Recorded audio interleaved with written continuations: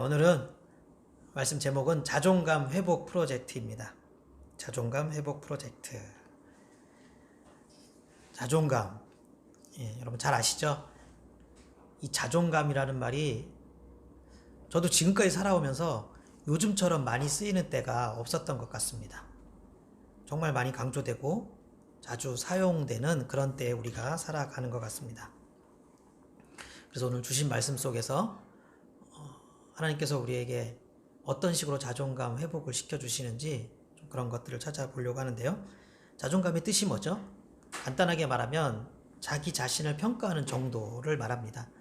내가 나를 어떻게 평가하고 있는가, 그것을 자존감이라고 하죠. 그래서 자존감이 낮은 사람은요, 주로 나는 보잘것없는 존재야, 이런 식으로 생각을 많이 하고요. 자존감이 높은 사람은 나는 참 귀한 존재야, 이런 식으로 생각을 많이 합니다. 이 자존감은 특히 요즘에 와서 더 중요하게 생각되는 것 같습니다. 그래서 자존감을 정신건강의 척도라고 부르기도 하는데요. 자신이 불행하다고 생각하는 사람, 또 자주 우울한 사람, 또 대인관계가 힘든 사람, 이런 사람들 모두 자존감과 밀접한 관련이 있습니다. 이 자존감이 자기 자신을 평가하는 것을 뜻한다고 했죠. 그러니까 사람이 자기 자신을 정확하게 평가하지 못하면 여러 가지로 살아가면서 힘들게 된다는 것이죠. 그렇기 때문에 특히 청소년들이 그렇게 힘든 거예요. 여러분의 어린 시절이나 우리 주변의 청소년들을 한번 생각해 보세요. 무엇 때문에 화가 나는지도 모르겠지만, 정확히 모르겠지만 그냥 막 짜증이 나지 않습니까? 그래서 감정 조절이 잘 안 되는 걸 볼 수 있습니다. 왜 그런지 아세요? 자기 자신에 대한 평가가 지금 혼란스러워서 그러는 거예요. 뭐 청소년들만 그런 것은 아니죠. 성인이 되어서도 감정 조절을 잘 못하는 사람들이 있습니다. 이게 왜 그러냐면 자존감이 낮기 때문에 그래요. 자존감이 낮은 사람들이 감정 조절이 잘 안 되는 거예요. 자기 자신에 대한 인식이 명확하게 형성되어 있지 않기 때문입니다. 그렇게 화를 내고도 잠시 후에는 또 후회하고, 그런 식으로 감정 컨트롤이 잘 안 되는 것을 보게 되죠. 1990년대 국제자존감협회에서 자존감이 중요한 이유를 이렇게 말을 하더라고요. 수많은 선택들을 내려야 하는 자기 자신을 믿어야 되는데 그걸 믿지 못하기 때문이다. 자신에 대한 평가가 제대로 되어 있지 않으니까 어떤 선택을 하는 데 있어서 너무 힘이 든다는 것이죠. 특히 요즘에는 더 그런 것 같습니다. 왜냐? 나 스스로 선택해야 될 것들, 누가 도와주는 게 아니라 내가 스스로 선택해야 될 것들이 너무 많기 때문이에요. 옛날에는 대가족 안에 살면서 나를 도와줄 사람들이, 나의 선택을 도와줄 사람들이 참 많았습니다. 또 이웃들도 많았지요. 하지만 요즘은 다 내가 알아서 해야지, 뭐 누가 대신해 주는 게 거의 불가능한 그런 시대가 되었습니다. 다들 바쁘거든요. 그래서 지금은 그런 자생의 시대예요. 이렇게 자생의 시대이다 보니까 그 어느 때보다도 자존감이라든지 힐링이라든지 이런 것이 대세가 되는 것 같습니다. 자, 그러니까 중요한 것이 무엇이겠습니까? 자기 자신에 대해서 정확하게 평가하는 일입니다. 이게 중요하다는 거예요. 자기 자신의 존재를 정확히 인식하고 있는 일이에요. 이게 중요합니다. 그래서 만약 우리가 내가 누구인가, 또 나는 얼만큼의 가치가 있는가, 이 사실을 명확하게 알고만 있다면, 다시 말해서 우리가 자존감만 제대로 세워져 있다면 그만큼 우리가 이 세상에서 살아갈 때 좀 더 쉽게 살아갈 수가 있고 여러 가지 일들을 잘 해낼 수가 있다는 것이죠. 그래서 특히 요즘에 여기저기서 자존감의 중요성에 대해서 말들을 많이 하는 거예요. 우리 스스로 해나가야 될 것들이 너무 많은 시대이기 때문에. 자, 그런데 이 자존감과 관련되어서 아주 중요한 부분이 하나 있습니다. 오늘 그것을 말씀드리려고 하는데요. 세상에서도 자존감을 참 많이 말하지 않습니까? 하지만 세상에서 말하는 자존감과 성경에서 말하는 자존감은 근본적인 차이가 있다는 것입니다. 자존감이 차이가 있다는 게 아니라 자존감이 높아지기 위한 방법에 세상에서 말하는 것과 성경에서 말하는 것에 큰 차이가 있다는 거예요. 중요한 차이가 있다는 거예요. 우리가 제대로 자존감이 형성되어 있으려면 자존감이 무엇인지, 그 자존감이 어떻게 형성되는지를 제대로 알아야 되는데, 이 세상에서 말하는 그 방법에는 오류가 있다는 거예요. 그러니까 뭔가 열심히 노력은 하는데 자꾸 문제가 끊이지 않지요. 왜냐? 답은 성경에 있기 때문이에요. 우리가 답을 성경에서 찾지 못하면 노력은 많이 하는데 안 좋은 일이 되풀이되는 그런 안타까운 우를 범할 수가 있다는 것입니다. 그래서 좀 비교를 하려고 하는데요. 자, 먼저 세상에서는 뭐라고 말할까요? 모든 사람에게는 열등감이 있고, 그래서 자존감을 높이는 것이 정신건강에 이롭다, 이렇게 말을 합니다. 자, 여기까지는 맞는 말입니다. 그런데 그렇게 하기 위해서 어떻게 해야 되느냐? 그렇게 하기 위해서 무슨 수를 써서라도 그 자존감을 올리기 위해서 노력을 합니다. 자존감이 높다는 것은 자신을 귀한 존재라고 생각하는 것인데요. 그렇기 때문에 되도록 단점을 부각시키지 않습니다. 단점을 되도록 덮으려고 합니다. 그래서 자신의 단점에 주목하기보다 장점에 주목하라고 권면을 합니다. 결국 누가 해결해 주는 것이 아니라 우리 스스로 자존감을 올려야 하는 것이죠. 그게 뭐 어떤 훈련을 통해서든지 마인드 컨트롤을 하든지 그렇게 자기 스스로 높여야 된다는 거예요. 그래서 세상에서는 주로 작은 성취들의 반복을 통해서 그런 것들을 고무시킵니다. 어떤 작은 일들을 성취하고 그러면서 그런 게 쌓여나가면서 또 긍정적인 마인드를 통해서 그런 것들을 통해서 자존감을 올릴 수 있다고 그렇게 말을 합니다. 근데 여러분 생각해 보세요. 그런 방법에 좀 문제가 있지 않겠습니까? 작은 성취들을 이뤄갈 때는 괜찮은데 그렇게 작은 성취들을 잘 이뤄가다가도 실패하는 경우는 어떻게 할 거예요? 사람이 늘 성공만 할 수는 없지 않습니까? 하다 보면 실패를 하기도 하는데 그렇게 실패하게 되면 그동안 어렵게 쌓아 올린 그 자존감이 다시 무너지는 거예요. 거봐. 역시 안 된다니까. 이렇게 반복되는 거죠.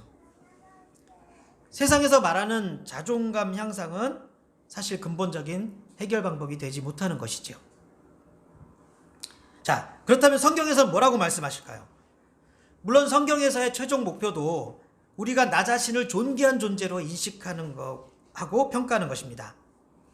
그런데 그거는 맞는데 이제 그렇게 되기까지 그 전에 반드시 거쳐야 할 하나의 과정이 있다는 것이죠. 이게 중요합니다. 그게 뭘까요? 그것은 바로 죄인인 나를, 또 보잘것없는 나를 직면하는 일이에요. 우리가 이렇게 회피하지 않고 그대로 있는 그대로 마주치는 것을 직면이라고 하죠. 예, 그 직면하는 과정이 있어야 된다는 거예요. 먼저 그런 직면의 과정을 반드시 통과해야 합니다. 좀 괴로운 일이에요. 하지만 그런 과정을 반드시 거쳐야만 그 과정 속에서 정말 존귀한 나 자신을 찾게 된다는 거예요. 이것이 성경에서 말하는 자존감 회복의 과정입니다. 사실 우리 인간은 모두 자존감이 원래는 참 높은 존재들이었습니다. 그때가 언제였을까요? 에덴 동산에서 살 때였습니다. 하나님이 처음 인간을 만드셨고 그 허락하신 동산에서 자유롭게 주신 은혜들을 누리면서 살아가고 있던 바로 그때 인간은요, 자존감이 높았습니다. 자존감이 제대로 형성되어 있었습니다. 그런데 어떻게 됐죠? 죄가 들어오죠.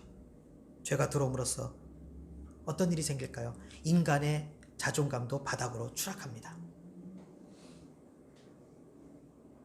그렇기 때문에 인간이 태초 에덴 동산의 모습으로 회복된다면, 만약 우리가 에덴 동산의 그때 그 처음 하나님이 만드신 그 사람의 모습으로 회복되기만 한다면 이 자존감 문제도 다 해결되는 거예요.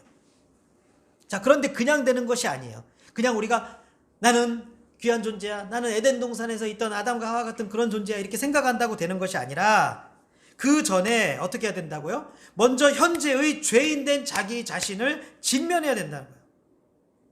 그렇게 직면해야 되는 일이 먼저 필요하다는 것입니다. 그런데 그렇게 직면하려면 또 어떻게 할까요? 어디 직면할 수 있는 곳에 찾아가면 될까요? 그게 아닙니다. 우리가 그런 나의 모습을 직면하기 위해서는 하나밖에 없어요. 하나님을 만나는 것입니다. 하나님을 만나야 돼요. 사람은요, 자기 자신의 모습을 제대로 파악할 수 있는 것은 하나님을 만날 때 파악할 수 있는 거예요. 하나님을 만날 때. 우리가 인간을 아무리 연구하고 인간론 그런 게 있잖아요. 인간에 대해서 아무리 연구하고 역사상 모든 사람들이 사람에 대해서 막 연구하지 않았습니까? 그런데 사람에 대해서 제대로 파악할 수 있는 것은 사람을 많이 연구한다고 되는 것이 아니라 하나님을 보면 돼요. 우리는 하나님을 통해서 우리의 모습을 제대로 볼 수 있는 것이고 하나님을 통해서 우리가 보이는 거예요. 그래서 신학, 조직신학도 보면은 인간론도 있고 신론도 있는데 가장 먼저 신론부터 배워요. 신론부터. 왜? 먼저 하나님을 봐야 돼요. 하나님을 보면 우리도 다 나와요. 그래서 하나님을 보고 우리의 모습을 직면하게 되는 거예요. 하나님을 만나면 우리 모습이 어떻게 보일까요? 제대로 보이죠. 근데 제대로 보니까 어떻게 돼요? 죄인인 거예요. 하나님께로 가까이 갈 수 없는, 하나님을 바라보니까 나는 너무나도 더럽고 추한 죄인인 거예요. 그런 죄인인 내가 제대로 보이는 겁니다. 어찌할꼬 그러면서 철저히 무너지게 돼요. 그런 과정을 경험하게 됩니다. 그런 과정이 바로 회개입니다. 세상에서는 나의 부정적인 모습은 되도록 덮어야 자존감이 높아진다고 말을 하지만 우리는 먼저 나의 부정적인 모습들이 모든 모습이 발가벗겨지고 그 실체를 못 본 척하는 것이 아니라 제대로 직면해야 된다는 것이에요. 그러니까 회개는 자존감 회복을 위한 필수 과정입니다. 이게 있어야 돼요. 이제 그렇게 회개의 과정을 통과하게 되면 어떤 일이 생기느냐? 그 회개의 과정을 통과하면 우리가 반드시 십자가를 만나게 돼요. 십자가. 그리고 그 십자가 앞에서 무슨 사건이 발생할까요? 용서와 사랑의 사건이 발생하는 겁니다. 우리는 성경 속에서 예수님을 만난 사람들이 어떻습니까? 변화되고 자존감이 높아지고 기쁨과 평안이 충만해지고 육체적으로나 정신적으로나 건강해지고 그런 삶을 살아가는 것을 보게 되는데요. 그 이유가 바로 여기에 있는 거예요. 예수님을 만나서 용서와 사랑을 확인하게 되는 거예요. 비록 그 전에 비참하고 처참한 그런 죄인이었지만, 내가 정말 벌레만도 못한 그런 죄인이었지만 우리 예수님께서 십자가 달려서 그런 나를 위해 대신 죽으시고 나를 용서해 주시고 나를 이렇게 사랑해 주신다는 그것을 깨닫게 되고 그 사랑을 확인하게 되면 그때 비로소 자존감 회복이 이루어지는 거예요. 내 존재를 제대로 보게 되는 거예요. 나의 정체성을 제대로 알게 되는 거예요. 예수님께서 전파하신 복음의 중심에는 언제나 인생의 새로운 방향을 지향하는 회개의 필요성이 자리 잡고 있었거든요. 그래서 그렇게 회개를 하게 되면 이제 내가 새로운 가치 체계를 인정하게 되는 거예요. 그렇기 때문에 골로새서 3장을 보면 너희가 서로 거짓말을 하지 말라. 옛사람과 그 행위를 벗어버리고 새사람을 입었으니 이는 자기를 창조하신 이의 형상을 따라 지식에까지 새롭게 하심을 입은 자니라. 이런 고백이 나오는 거예요. 예수님을 만나면 이제 내가 새로운 존재가 되었다는 그 믿음과 확신이 생기는 거예요. 그리고 주님을 만난 이후에 나라는 존재에 대해서 새롭게 깨닫게 되는 것이죠. 그러면서 내가 너를 사랑하노라 이런 음성을 듣게 되는 거예요. 내가 너를 존귀하게 여기노라 이런 음성을 듣게 되는 거예요. 그렇게 우리가 회개의 과정을 통과할 때 철저하게 무너졌던 자존감이 회복되고 우리가 치유가 되는 것입니다. 이것이 성경이 말하는 제대로 된 자존감 회복입니다. 자, 그럼 한번 성경에서 그런 예들이 뭐가 있을까 한번 간단하게 살펴볼까요? 사도 바울이 그래요. 사도 바울은요, 진짜 자존감의 대가예요. 우리가 알고 있는 자존감이 높은 사람의 대표라고 할 수 있습니다. 왜요? 그러니까 그렇게 막 육체의 병이 있어도, 육체의 가시가 있어도, 또 어떤 형편에도 자족할 수 있는 일체의 비결을 알고 있다고 그렇게 고백을 하죠. 그렇게 고난이 많이 둘러싸여 있는데도 늘 만족하며 기쁨과 평안을 잃지 않고 그렇게 살아가지 않았습니까? 바울이 그렇게 살 수 있었던 이유가 뭘까요? 높은 자존감 때문에 그래요. 그런데 바울이 이렇게 되기까지는 그 전에 과정이 있었죠. 여러분 잘 아시지 않습니까? 그냥 저절로 이렇게 된 게 아니에요. 원래 어렸을 때부터 바울이 이렇게 자존감이 계속 높이 성장한 것이 아니죠. 바울은 다메섹 도상에서 예수님을 만나게 됩니다. 그때 어떻게 됩니까? 자기 자신을 직면하게 되죠. 그래서 디모데전서에 보면 죄인 중에 내가 괴순이라 이렇게 고백을 하고, 빌립보서 3장에서는 나는 열심으로는 교회를 박해하고, 이렇게 자기의 죄들을 고백하면서 자기가 얼마나 추악한 죄인이었는 것을 고백하는 것을 볼 수 있는데요. 이렇게 자기 자신을 제대로 직면하게 되니까 바울이 어떻게 됩니까? 회개를 하게 되죠. 그리고 죄사함을 얻지요. 그리고 주님으로부터 어떤 말을 듣냐면, 이 사람은 내 이름을 이방인과 임금들과 이스라엘 자손들에게 전하기 위하여 택한 나의 그릇이라. 이런 평가를 듣게 돼요. 내가 택한 나의 그릇이라. 자신이 얼마나 존귀한 존재인지를 주님으로부터 듣게 되고 깨닫게 됩니다. 그래서 바울은 어떠한 상황에서도 자족할 수 있고 감사할 수 있는 건강한 자존감의 사람이 된 것이에요. 또 삭개오도 주님을 만남으로 자존감의 회복을 경험했던 사람입니다. 예수님은 아무도 인정하지 않았던 그 삭개오라는 이름을 먼저 불러주셨습니다. 삭개오가 어떤 사람이죠? 모든 사람이 저주하고 미워하던 사람, 모든 사람이 손가락질하던, 모든 사람이 피해 다니던 그런 사람이었습니다. 민족의 반역자, 동포의 피를 빨아먹고 사는 놈, 이런 평가를 늘 들었는데, 그러니 삭개오의 자존감이 어떻게 건강할 수가 있었겠습니까? 손상될 대로 손상된 그런 자존감이었을 거예요. 자, 만약에 타임머신 타고 지금의 어떤 상담가가 그 시절로 가갖고 삭개오를 만나서 상담을 하면 어땠을까요? 자, 삭개오를 만나서 자존감 회복 프로젝트를 진행했다면 어떤 식으로 했을 것 같아요? 한번 요즘 방식으로 상상해보면, 삭개오 만나서, 자, 당신은 소중한 사람이요. 그렇게 부정적인 것들 될 수 있으면 생각하지 마세요. 부정적인 부분을 언급 안 했겠죠. 삭개오의 긍정적인 모습만 발견하려고 하고 그것을 자꾸 세워줬을 것입니다. 그리고 마음의 부담을 덜어주려고 했을 것이고, 자꾸 눌리지 말고 하고 싶은 대로 하라고 그렇게 자아를 강화시켜 주었겠죠. 이게 현대 심리학의 방법입니다. 자, 그런데 그렇게 한다고 과연 삭개오의 자존감이 회복이 되었을까요? 저는 아니라고 봐요. 그렇게 해서 되겠어요? 안 돼요.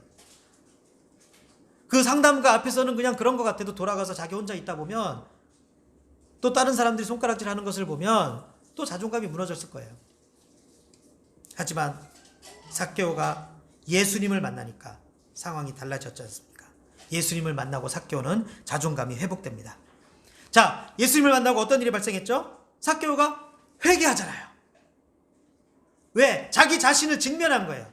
그전에는 그냥 딴 사람들이 욕하면 나도 같이 욕하고, 다 나는 이유가 있어서 이런 거야.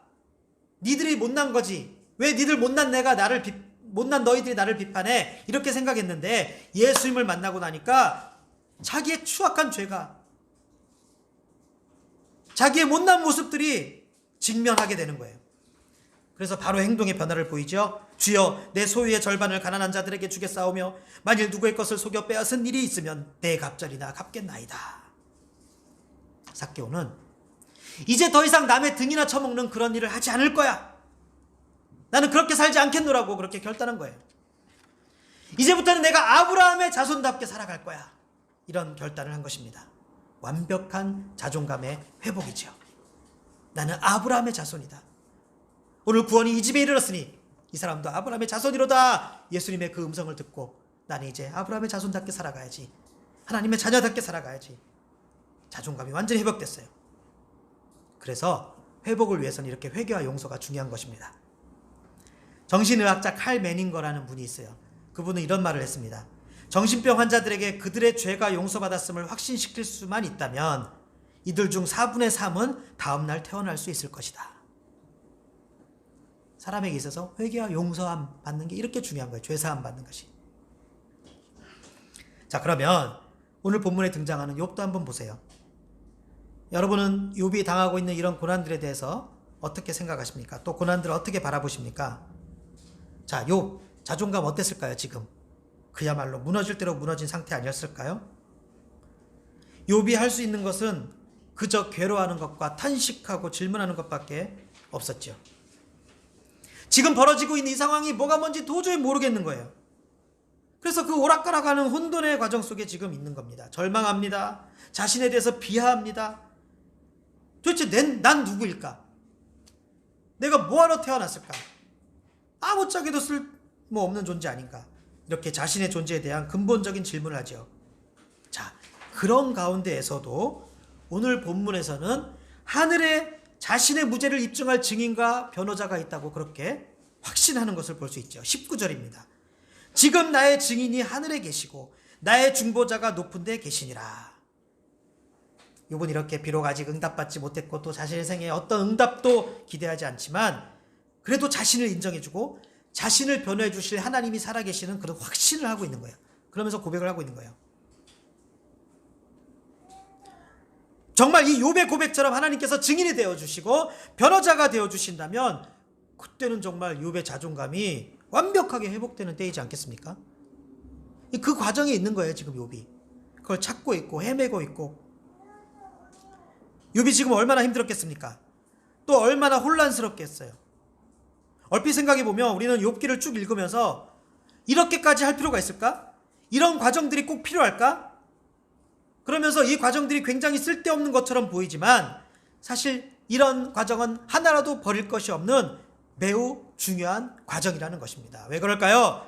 지금 이 과정은요, 욥의 자존감이 제대로 세워지는 욥의 자존감 회복 프로젝트이기 때문입니다. 꼭 필요한 과정이에요. 욥은 이런 과정 속에서 그전에는 직면하지 못했던 제대로 된 자신의 존재를 직면하게 됩니다. 그전에는 생각도 못했는데 야, 이거 내가 가지고 있던 소유 이거 아무것도 아니라는 거예요. 정말 나라는 존재, 사람들이 막 욥이 그 시대에 엄청난 부자였으니까 이 사람 저 사람 얼마나 이렇게 욥 앞에서 굽신거리고 욥을 인정해주고 칭찬해주고 그렇게 했겠습니까? 그런데 이런 과정을 겪게 되니까 정말 자기 자신은 아무것도 아닌 벌레 같은 존재라는 것을 깨닫게 돼요. 그 많은 재물과 재산 이거 아무것도 아니야. 하루아침에 날아가 버리니까 정말 철저하게 무너져요. 자기의 존재가. 자, 자존감이 뭐라 그랬죠? 나라는 존재에 대한 인식 아닙니까? 그런데 욥은 이런 고난의 과정 속에서 나라는 존재를 제대로 직면하게 되는 거예요. 이 과정이 필요하다고 말씀드렸지 않습니까? 자, 그런데 그 이후에 어떤 일이 벌어질까요? 주님을 제대로 만나게 되죠. 욥기 38장으로 가면 1절부터 3절에 이렇게 기록하고 있습니다. 그때 여호와께서 폭풍우 가운데에서 욥에게 말씀하여 이르시되 무지한 말로 생각을 어둡게 하는 자가 누구냐? 너는 대장부처럼 허리를 묶고 내가 너에게 묻는 것을 대답할지니라. 만남이 시작됩니다. 그리고 욥은 주님과의 만남을 통해 이렇게 고백을 합니다. 욥기 42장 5절. 내가 주께 대하여 귀로 듣기만 하였사오나 이제는 눈으로 주를 배옵나이다. 그리고 회개합니다. 42장 6절. 그러므로 내가 스스로 거두어드리고 티끌과 제 가운데서 회개하나이다. 이게 욥의 말이에요. 이제 욥의 자존감 회복 프로젝트가 완성이 됩니다. 주님은 욥을 만나 주셨고 또 욥을 인정해 주셨습니다. 그로 인해 자존감 회복이 된 욥은 더 큰 은혜와 복을 누릴 수 있는 건강한 삶을 살게 되죠.